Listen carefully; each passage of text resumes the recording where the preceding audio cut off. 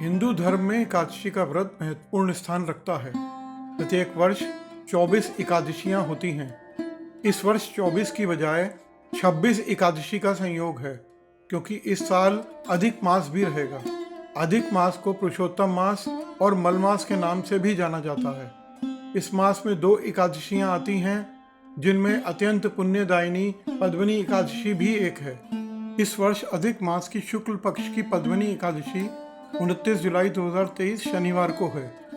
पंचांग के अनुसार अधिक मास के शुक्ल पक्ष की पद्मनी एकादशी तिथि 28 जुलाई 2023 को दोपहर 2:51 पर शुरू होगी और अगले दिन 29 जुलाई 2023 को दोपहर 1:05 पर खत्म होगी। पूजा का समय दोपहर 7:22 से दोपहर 9:04 तक होगा। पद्मनी एकादशी व्रत पारण का समय सुबह 5:41 से सुबह 8:24 तक होगा। पुराणों में कहा गया है कि अधिक मास में आने वाली पद्मनी एकादशी और परमा एकादशी का व्रत करने से समस्त 24 एकादशी, सभी तीर्थों और यज्ञों का फल मिल जाता है। स्कंद पुराण के अनुसार अधिक मास की एकादशी के व्रत से बढ़कर कोई यज्ञ, तप या दान नहीं है। इस व्रत को करने से मिलने वाले पुण्य से पितरों को संतुष्टि मिलती है। एकादशियों का श्रवण करते हुए अर्जुन ने भगवान श्री कृष्ण से कहा, हे प्रभु, अब आप अधिक मास की शुक्ल पक्ष की एकादशी के संबंध में बताएं। इस एकादशी का नाम क्या है तथा इसके व्रत का क्या विधान है? इसमें किस देवता का पूजन किया जाता है और इसके व्रत से किस फल की प्राप्ति होती है? कृपया कर यह सब विस्तार पूर्वक बताएं। भगवान श्री कृष्ण ने कहा, हे अर्जुन, अधिक मास की एकादशी अनेक पुण्य को देने वाली है। इसका नाम पद्मनी है। इस एकादशी के व्रत से मनुष्य विष्णु लोक को जाता है। इस एकादशी के व्रत का विधान मैंने सर्वप्रथम नारद जी से कहा था। यह विधान अनेक पापों को नष्ट करने वाला तथा मुक्ति और भक्ति प्रदान करने वाला है। इसके फल व विधान को ध्यान पूर्वक श्रवण करो। दशमी वाले दिन व्रत को प्रारंभ करना चाहिए। इस दिन कांसे के पात्र का किसी भी रूप में प्रयोग नहीं करना चाहिए तथा मांस, मसूर, चना, शहद, शाक और पराया अन्न, इन सभी खाद्यों का त्याग करना चाहिए। इस दिन हविष्य भोजन करना चाहिए और नमक नहीं खाना चाहिए। दशमी की रात्रि को भूमि पर शयन करना चाहिए और ब्रह्मचर्य पूर्वक रहना चाहिए। एकादशी के दिन प्रातः नित्य क्रिया से निवृत्त होकर दातुन करनी चाहिए और 12 बार कुल्ला करके वरुण मंत्र का जाप कर पुण्य क्षेत्र में जाकर स्नान करना चाहिए।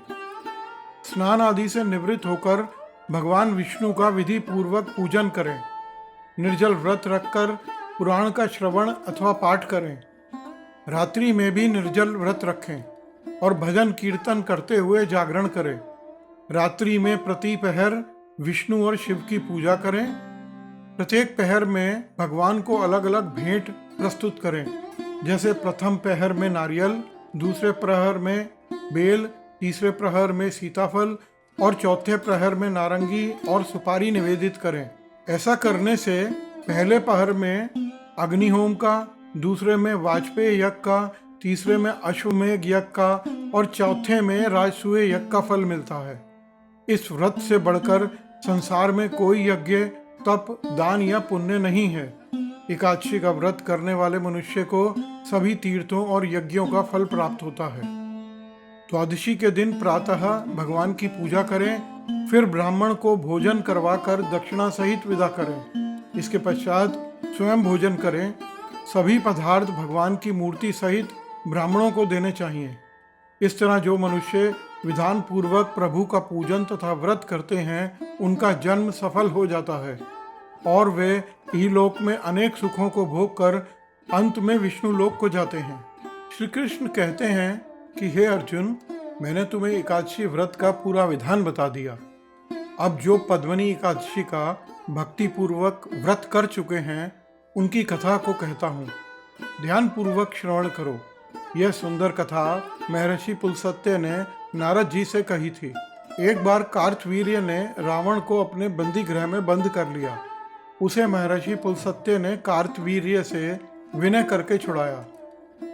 इस घटना को सुनकर नारद जी ने महर्षि पुलस्त्य से पूछा, हे महर्षि, इस मायावी रावण को, जिसने सभी देवताओं सहित इंद्र को जीत लिया था, कार्तवीर्य ने उसे किस प्रकार जीता?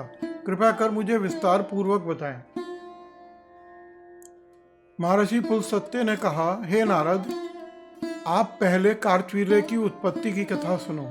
त्रेता युग में एक परम पराक्रमी राजा कार्तवीर्य था।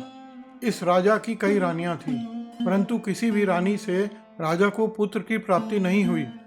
संतानहीन होने के कारण राजा और उसकी रानियां तमाम सुख सुविधाओं के बावजूद दुखी रहते थे। संतान प्राप्ति की कामना से राजा अपनी रानियों के साथ तपस्या करने निकल पड़े। हजारों वर्षों तक तपस्या करते हुए राजा की सिर्फ हड्डियां ही शेष रह गईं, परंतु उनकी तपस्या सफल न रही। रानी ने तब देवी अनसुईया से उपाय पूछा। देवी ने उन्हें मलमास में शुक्ल पक्ष की एकादशी का व्रत करने के लिए कहा। अनसुईया ने रानी को व्रत का विधान भी बताया। रानी ने तब देवी अनसुईया के बताए विधान के अनुसार पद्मिनी एकादशी का व्रत रखा। व्रत की समाप्ति पर भगवान प्रकट हुए और वरदान मांगने को कहा। रानी ने भगवान से कहा, प्रभु, आप मुझ पर प्रसन्न हैं, तो मेरे बदले मेरे पति को वरदान दीजिए। भगवान ने तब राजा से वरदान मांगने को कहा। राजा ने भगवान से प्रार्थना की कि आप मुझे ऐसा पुत्र प्रदान करें जो सर्वगुण संपन्न हो, जो तीनों लोक में आदरणीय हो और आपके अतिरिक्त किसी से पराजित न हो।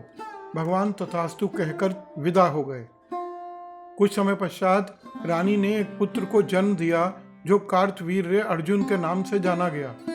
कालांतर में यह बालक अत्यंत पराक्रमी राजा हुआ, जिसने रावण को भी बंदी बना लिया था। यह सब पद्मिनी एकादशी के व्रत का प्रभाव था। भगवान श्री कृष्ण ने कहा, हे अर्जुन, जो भी मनुष्य इस परम दुर्लभ और महान पुण्य देने वाली पद्मिनी एकादशी का व्रत करेगा, इसके महात्म्य और परम पुण्य देने वाली कथा को पढ़ेगा या श्रवण करेगा, उसके इस जन्म के साथ पूर्व जन्म के पापों का भी क्षय हो जाएगा और मृत्यु के बाद उसे वैकुंठ वास प्राप्त होगा। ईश्वर सर्वत्र है।